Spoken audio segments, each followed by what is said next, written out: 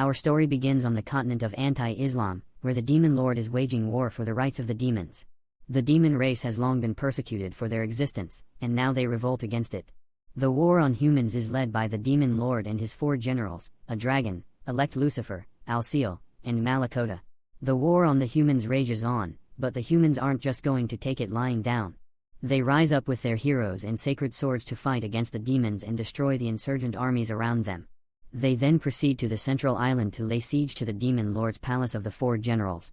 Alciel is the only one left undefeated, and he intends to keep it that way, even if he is currently being jumped by the heroes. Meanwhile, the demon lord is battling a bunch of powerful heroes within the palace, and their tag team attacks prove to be too much for him to handle alone. He is frozen in place by his spell and slashed by the hero Alcio, who teleports into the room and rescues the demon lord. As they regroup and strategize, they realize they can't beat the hero army, so the only possible course of action is to retreat for the moment. The demon lord conceives a plan and opens a portal to another world before jumping through it with Alciel, swearing to return to take over Anti-Island. They wake up in a noisy city alley and wonder where they ended up, but then they notice that they have lost their demon forms altogether. The sight of 2 strangely dressed men yelling in a foreign language attracts the attention of the police, but the police just think they're lost foreign cosplayers. Alciel doesn't like how the human police officer addresses him and prepares to unleash an explosive blast upon them, but nothing happens, and he just looks like an edgy teen. The demon lord is put in an interrogation room with a police officer to gather information about him, but he turns the tables on the police officer and hypnotizes him to gather information about Japan. He later finds Alciel in another interrogation room and hypnotizes the other police officer as well. They discuss what they know for now. They are currently in Tokyo on a planet called Earth, and Earth has no real magic presence, which explains why they lost their demon forms. However, since the concept of magic still exists, there will surely be a way to replenish their magic. But until then, they must follow the rules of this world. They must do the hardest thing imaginable: live as adults. First, they impersonate government workers in order to acquire identification cards, and then they go to the bank to open a bank account. Next, they must find a house for rent, so they go to a real estate agency. They arrive at the only house that will rent to strange foreigners with uncertain backgrounds, and they are a little underwhelmed by the 1-room flat. But this is all that they can afford. The demon lord tells Alciel to bear their decline for the meantime until they can recover their power. But suddenly, the demon lord falls unconscious and must be taken to the hospital. It turns out he still needs to eat food to survive in the human body. But a grave reality has been imprinted upon the demon lord: he must get a job. They fill out job applications, and their names are now Malo Sidio and Ashi Ashro. Some time has passed, and Malo and Ashia have grown accustomed to Earth and the economy. However, they are running low on money, and all they have left in the fridge are 2 shriveled up cucumbers and some jelly. Mao states that they can just live off the leftovers that he gets from work, but Ashia is against eating so much fast food and goes on a long rant about the health dangers involved.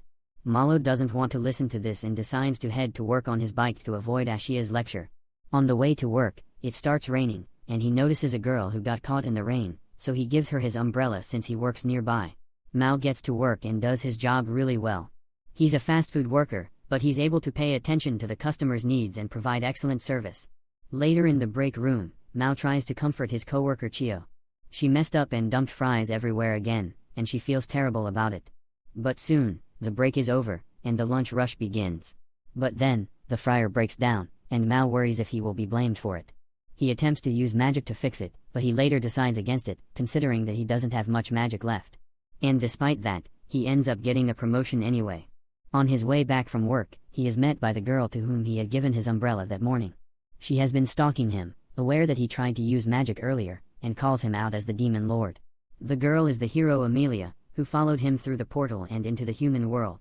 However, she can't use her magic either, so she resorts to using a butter knife to kill Mao.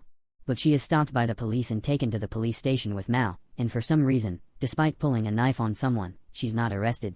The police officer thinks Amelia is just the stereotypical psycho ex-girlfriend who's mad about a breakup, so he leaves them be. Amelia decides to let it go for today, but she knows where Mao lives, so he isn't going to be safe for long. In the dead of the night, she could be here watching, just like a yandere girlfriend. She leaves, and the next day, we see her in a call center as a customer service representative. Her coworker asks if she wants to hang out after work, but she has better things to do, like stalking Mao. She shows up at his door later and demands to be let in so that she can kill him. They do not let her in, and they have a discussion about what to do about her while she begs to be let in. They come to the conclusion that if she can't use her sacred sword, then they would probably win a fight if she tried anything, as it is 2 against 1. So they let her in. She can't hurt them, so she tries to hurt their pride by insulting their living and food situation. But Mao already knows they are poor, so his pride can't be hurt so easily. Mao asks why she came to Earth alone, and she reveals that someone else was meant to come with her, but she was the only one who made it through the portal. Even though Malo doesn't seem to be much of a threat now, she is still intent on killing him eventually. But for now, she will leave him alone. And since she has to work tomorrow, she turns down her coworker's invitation again in order to stalk Mao some more.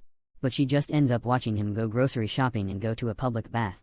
Now she just feels like a regular stalker as she listens to them arguing about eating cucumbers and honey.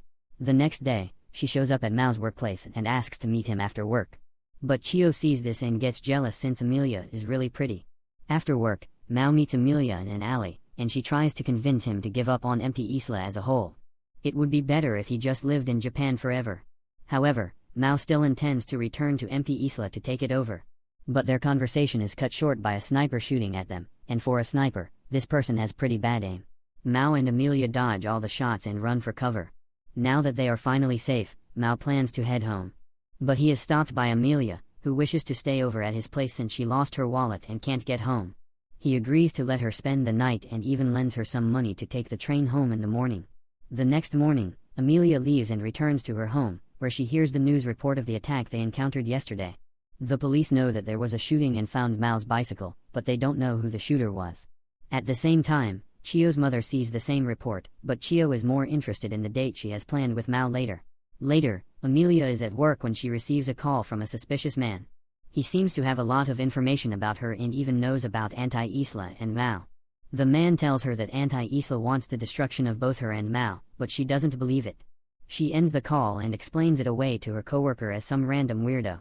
During her break, she wants to go get some lunch when she is called by the police to come to the police station. The police identify the bike's owner from the shooting as Mao, so they called Amelia since she was involved as well. She is angry that she got called to vouch for the Demon Lord, but Mao had no one else he could call, while there actually were other people he could have called, but Amelia seemed the most suitable. She warns Mao about the suspicious caller from before and how he is most likely going to be targeted again. Mao is worried about it, but he has no time to do anything since he has to meet Chio. Ashia asks about the time and place and takes Mao to get some fitting clothes. Mao thinks it is just a regular meeting, so there's no point in buying new clothes for it. But Ashia explains that girls at Chio's age never ask to meet up with anyone except people they hold dearly trust. Mao meets up with Chio, and she looks stunning with her new haircut. They decide to head to a cafe for their date. She doesn't hold back and asks to hold hands with Mao, and he obliges. Ashia is following them when Amelia walks up and spots him acting all suspicious. He tries to hide it from Amelia, but she sees Mao talking to Chio, and I guess she thinks they are going to sacrifice her or something because she gets really angry and demands to know what they are planning. Alciel explains everything, and Amelia has calmed down, but she still doesn't understand what she sees in Mao. But it is clear that she's in love with Mao. Chio tells Mao about the strange sounds she has been hearing for a while now. While she was in her room, she heard someone's voice, and that voice was talking about a huge earthquake that was going to happen soon. To any normal person, this would sound like some teenage crazy talk, but Mao analyzes the events and realizes that the earthquakes must be coming from someone using magic to communicate across worlds. As he comes to this conclusion, he sees Amelia walking across the cafe and chokes on his coffee. He tries to play it off, and Chio tries to work up the courage to confess her feelings to him. But just as she's about to confess, Amelia stops her and tells her that Mao will only bring her misfortune. She won't stand for someone insulting her man. She thinks that Amelia must be a jealous ex and tells her to leave him alone. But then the earthquake hits, and the cafe collapses, trapping Chio and Amelia under some rubble. Chio asks Amelia once more what she thinks of Mao, but it's a really long story, and Amelia can't really explain it. So she puts her to sleep spell on Chio. Mao walks out from behind some rubble with his demon form somehow restored. As magic returns, Amelia is worried and contemplates killing Mao here and now to avoid another war. But Mao is worried about saving the people here, and Amelia recalls the time she spent with her father on the farm. They lived in peace and harmony, but all that changed when the demon army attacked. Due to the severity of the situation, she was taken by the Holy Church to become a hero to defend the nation. And soon after, her village was destroyed by the demon army led by Lucifer. From that day onward, she swore to defeat the demon lord no matter the cost. She has snapped out of her thoughts by Mao, who caught her daydreaming. With his return to his normal form and the power he's gained, he was coming to check on Amy and Chio. But then a police officer notices them and recognizes Chio as the daughter of one of the inspectors. Mao decides to leave because while they didn't do anything wrong, Chio doesn't want her father to know about their date. Mao and Amelia discuss what happened and come to the conclusion that this must have been an attack. They were found by them, and an attack was launched, but they retreated once they saw him. While Mao has regained a bit of his power, their conversation is cut short when Amelia's coworker shows up and drags her to her apartment. Mao and Al-Seal are stopped by the police, who warn them about a series of muggings that have been happening recently. The next day, Amelia shows up at Mao's home, and he is reasonably cautious of her sudden arrival. But when she tells him she just wants to return the 1,000 yen she borrowed, he drops his guard real fast. Now that she has done what she came for, she leaves. But as she's walking down the stairs, she falls flat on her face. Mao sends Al-Seal to go buy some bandages to patch her up, and he tries to disinfect her wounds. But she wants to do it herself. When he expresses his worry for her, she starts yelling about how he isn't acting evil anymore. He has a job where they love him, hasn't committed a single crime, even got a high school girl to fall for him, which is technically still legal. If he was capable of acting like this, where was it when he was in Anti-Isla? Her father died because of his army, and everything she had was taken away from her because of him. He tries to apologize, but realistically, what is an apology gonna do?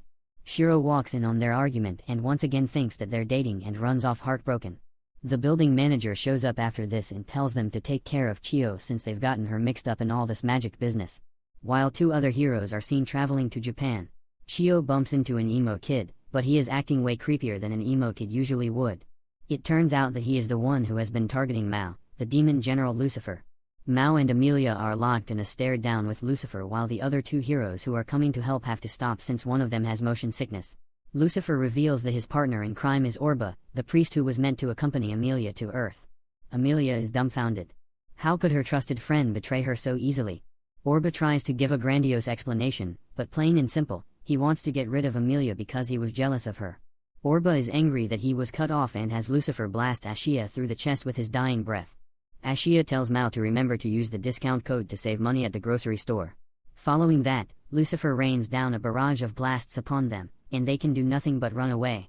Amelia wonders why Lucifer has so much power to begin with, and Mao explains that Lucifer feeds off negative emotions to gain his power. So all the destruction he has been causing only makes him stronger. Lucifer catches up to them and asks Mao why he didn't try to throw the world into chaos. If he knew that he would regain his power if he did so, Mao explains that he doesn't want to cause trouble in a world that has treated him so well. He quite likes Earth, and he'll do anything to protect it. But for now, all he can do is run away from him. But his escape is cut short when Orba pulls out the Glock. But Mao still had enough power to teleport out to a crowded bridge. Lucifer follows him and puts a hole in Mao's chest. And with Mao dead, he can now rain down destruction upon them and cause the bridge to fall. But Mao consumes the fear and despair of the people around him to regain his power and keep the bridge from falling on them. Amelia takes the chance to transform and go after Lucifer, engaging in a sky battle with him. She is able to handle him but gets thrown off by an exploding feather, which she has to be saved from by Al-Seal, who got his power back a while ago while he went home to get his outfit. While all this is happening, Mao was just standing on the ground, holding the bridge up while Chio stares in disbelief. He has no way to explain what happened to Chio, so he doesn't bother. While Al-Seal and Amelia battle Orba and Lucifer, Mao finally puts the bridge down and can join the fight now.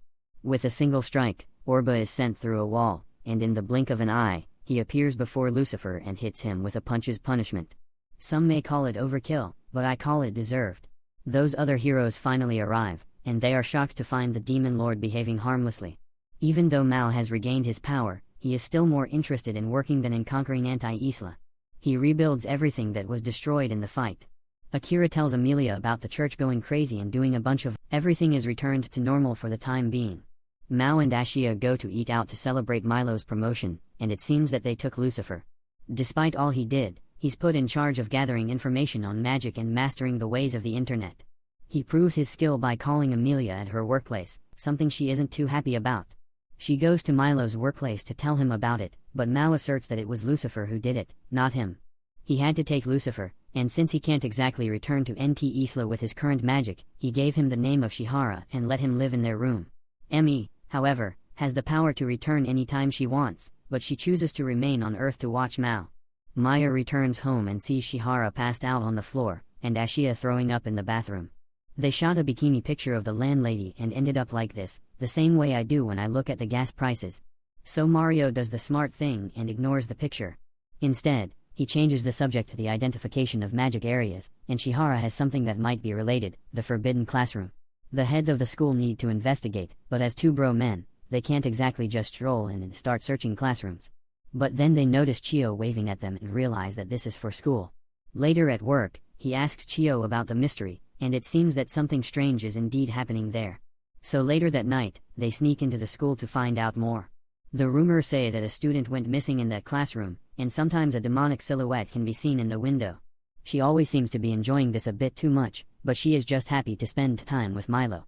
They hear footsteps across the hall, and it turns out that Amelia followed them into the school and chases them around to stop them, but she ends up destroying an anatomical model with her sword. All this is seen by a mysterious woman in the building across from them. They enter the forbidden classroom, and it turns out they've been played. This is where Chihara entered Japan. That is the only reason there is anything magical about that place, and Chihara only sent them there to pick up his game. Well, that was a huge waste of time. The next night, a girl moves into the room next to Milo's, but she trips on the stairs and falls down. The new neighbor offers them a box of noodles as a gift, as she is quite the traditional type. She hopes to have a good relationship with her neighbors. Meanwhile, Amelia also receives a package from her hero friend. It's a box of special drinks that will help restore her holy power if she drinks it, but she has to be careful not to overdose lest she end up dead. Amelia still continues her stalking even in the hot summer sun, and she finally realizes Mao wasn't doing anything worth watching, he's just living a normal life. So she's just acting like a regular old stalker, but then she notices the new neighbor giving Chihara housework lessons and gets curious. So she listens in on the conversation, but when Suzuno opens the door, she has to run away, and then those stairs strike again. Amelia falls down the stairs but luckily is caught by Milo. She knocks Milo down and gets dropped in the process. They go in to discuss what has happened, and they clear up the misunderstandings, but Amelia seems to think that Suzuno is in love with Milo as well, so she tries to warn her, but it doesn't seem like the message is getting through. She offers her assistance if anything were to happen and bids her farewell, but not before falling down the stairs again. The next day, Milo was given a lunchbox by Suzuno and is about to eat on his break when Chio asks him where he got it. As soon as he mentions that there is another girl living near him, she becomes hysterical and demands to see its contents. Enter her dismay, her fears are confirmed. It has a heart on it. That same night, Amelia is returning from a grocery store when a man in a ski mask runs up to her and attacks her out of nowhere. She pulls out her sword and retaliates, but this guy has some kind of magic eye that prevents her from using her magic properly. She is defeated, but the grocery store clerk comes in clutch and saves her with some oranges. After all that has happened, Chio calls Amelia with more pressing news. Maya received a lunchbox with a heart. Shiga will not stand for such encroachment upon her man. She is prepared for a war of food. She has made her own lunchbox for Milo and has Amelia there for moral support. But all the support in the world couldn't prepare Chio for what she saw when she answered the door. Suzuno is on a first-name basis with Mao. Chiga is obviously jealous that Suzuno was cooking for Milo, but she can't deny that Suzuno is great at it. They all sit down to eat and chill. Praises to Suzuno for cooking all this food, but in truth, while shopping, Suzuno bought a warehouse load of food, and she can't eat it all. The food would go bad, so she is sharing it. She would like to get a job to cover her other expenses, so Mao offers her a job at McDonald's, and Suzuno says she will consider it. But before any of that, they have to sort out Suzuno's wardrobe situation. So Amelia takes her shopping, home, and asks if she is bothered about him being a demon. And while she does care a little, she was already in love with him before she found out, and as we all know, love makes one do weird things like ignoring mass murder and attempted genocide. But little did they know, Suzuno was right around the corner and heard Chio's confession of love, causing Chio to run off in an embarrassed frenzy. Suzuno is just surprised that Mao was loved so much. Suzuno meets up with Amelia at the train station, but she has never used a train before. She just opened a portal straight into the city. Hold up, let's rewind a bit. So, Suzuno is actually an investigator from NT Isla and was sent to watch Milo, but they didn't have time to talk about it since they needed to catch their train. Suzuno only learned about the historical aspect of Japan, so she has no idea about modern culture. She was meant to come and kill Mao as well as return Amelia to Anti-Isla, but Amelia doesn't want to go. She can't trust the church anymore after all that has happened. Meanwhile, Milo is faced with the toughest opponent he has ever met, Santucky Fried Chicken, no relation, of course. They've taken almost all of McDonald's customers and don't seem to be letting up in the slightest. Amelia is met outside her workplace by Suzuno, who wants her to go to Mao's workplace with her.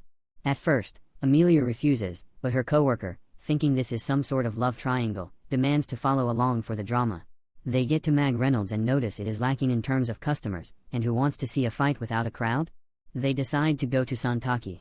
In the meantime, they order and sit down to eat, and the coworker asks for the details on their relationship with Mao. When Amelia starts bad-mouthing him, Ashia, who was sent to investigate Santaki, cannot stand it anymore. But he's easily bought off with the promise of ordering some extra food. The coworker, Rika, asks Ashia about Mao's relationship with Amelia. So, Ashia creates a dramatic story about them running a company that was bankrupted by Amelia's rival company, a story that could easily be proven to be a lie by one Google search, but she just believes it. But the stories seem to work a little too well, as she has started falling for Ashia. They all move over to McDonald's, and Ashia gives his report. Now is the time to strike. Milo has a tree delivered to participate in the ongoing festival and attract customers, and it seems to work really well, even though he might be using magic to make it happen. The next day, the manager is so impressed by his work that she sends him to help another store over at Fukushima Park. Chigo wants to accompany him, but she isn't allowed to. At home, they discuss Mao's transfer over a huge bowl of noodles that may or may not be expired. And Arishihara finds out about the haunted house that is going to open there. If there is a haunted house, then there will be plenty of fear to absorb and gain magic from. Meanwhile, Chio plans to go to the park anyway, so she invites Amelia to go with her, and Amelia invites Suzuno in order to keep an eye on Milo. The next day, Chio and the others meet up at the park, and Amelia is stunned by Chio's huge personality. Mao was so busy at work, so they planned to go to the haunted house, but even though two of them are trained warriors, there was no way they could prepare for such horrors. Next, they head to the lizard exhibit, but Chio and Amelia are both apprehensive for slightly different reasons. But they go in anyway, then some final destination happens. Amelia bumps into a worker, causing him to drop his keys. A monkey gets loose and finds the keys, and then said monkey ends up unlocking the crocodile exhibit.